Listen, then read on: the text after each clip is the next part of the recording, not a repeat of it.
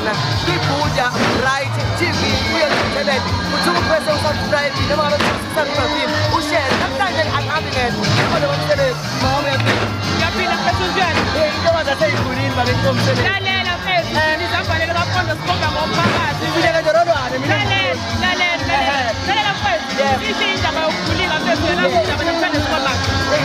Manje seprofile sokhuluma indaba enkulu, sizokhuza isihlaba sokuhlunyelwa abantu besifazane nezingane. Futhi kuhlunyelwa abantu besifazane nezingane.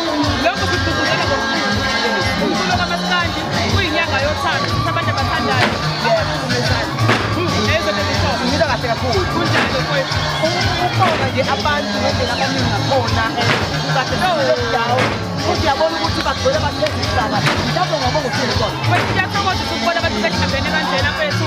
I-lockdown ekade sivalele singakwazi ukwenza izinto singakwazi ukuhlangana ndawonye. Baphumile abantu ngobuningi babo bathokozela umculo. Akhona amahlukahlukene, khona okhuzane, khona osomnandi, khona ogqada. Kugcwele nje mfethu, sengiyathokozisa kakhulu ukubona abantu bela bethokozela umculo omnandi, umculo wasekhaya, umculo kaMaskandi. ntokaze file ngendololane ezinye yifile ngesandla bakithi siyabonga wena wasekomselekhu uNkulunkulu akubusise usebenze kahle mase kahle Ngigijima kubaleka. baleka